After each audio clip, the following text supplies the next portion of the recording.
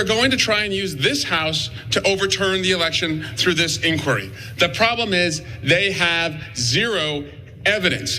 The only crime is that Joe Biden blew out Donald Trump in the 2020 election. But I want to give James Comer some credit, because after 50,000 pages of depositions and secret hearings and closed hearings, I think if we give him enough time, he's going to prove that Hunter Biden is Joe Biden's son.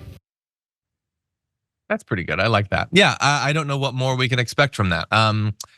Maybe they'll have some details on how Hunter Biden has not led the best life. He's certainly had his personal failings. He's the only American, by the way. Did you know that?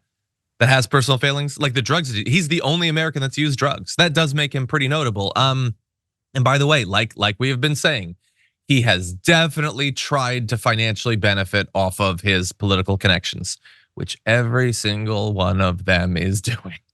So if that's illegal, good.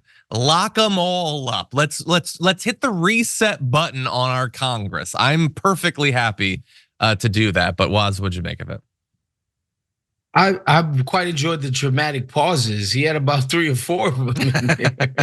I really think what they're gonna find is that he's Joe Biden's son.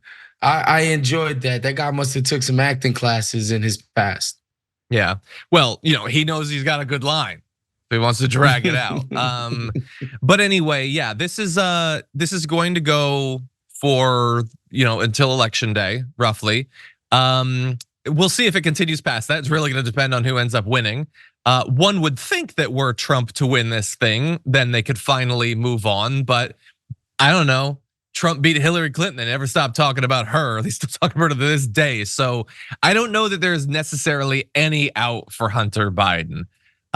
Even were he, because he's now facing like 9 different indictments or whatever. But although I will remind you, 9 times 0 is 0. But anyway, even were he to go to jail for that, I don't think that him going to jail and coming out is gonna wipe the slate clean from their point of view. And I will just remind everyone that anybody who runs for office at the presidential level, any Democrat, is going to face this exact same thing. Not every Republican actually has. I understand that they want to pretend that this is now just a thing that we do for everything. They didn't impeach Trump for all of the stuff that he did. They waited literally years. It took the Ukraine thing and a literal violent attempted overthrow of the US government. So again, they want to imply that we've willy-nilly landed on a slippery slope here. No, the Democrats were actually pretty restrained when it came to the insane things that Trump was doing. Marjorie Greene says she wants to impeach Biden over the border. The Democrats didn't impeach Trump over kids in cages or anything like that, or the Muslim ban or any other insane things he did, trying to reroute the path of a hurricane with a Sharpie, or talk about how we can dissipate them by launching nukes into their eye. There were a lot of opportunities that they had if they wanted to just set up a slippery slope, and they very much did not do that. But final thought I'm gonna give to you was, what are your expectations for this thing? Is it gonna be important for the election going forward? I don't think it's gonna make that much of a dent. And I actually think the way Hunter Biden is handling this transparency, this admission of, yes, I was a drug addict and yes, I've made mistakes is quite effective. I think everyday people are gonna be able to understand that. But again, this is no different than all the other show trials. Remember Benghazi? That was a show trial because they knew Hillary Clinton was going to try to run for president again. This is just a show trial. When they chased Bill Clinton's penis all up and down the Beltway, that was a show trial. This is it's just a smear campaign. As I said at the top of the show, it's a nothing burger. We'll see. Maybe there's stuff.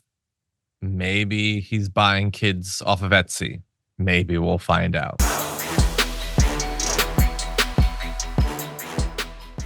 Check out the Damage Report podcast each day, wherever you get your podcasts, whether Pocket Casts or Stitcher or iTunes. You can join me as I give you the news and stories you want, with a range of co-hosts and interview guests jumping in on the fun each day. Again, that's the Damage Report, wherever you get your podcasts. And if you get them at iTunes, don't forget to rate and review. Sometimes I'll read them live on the show.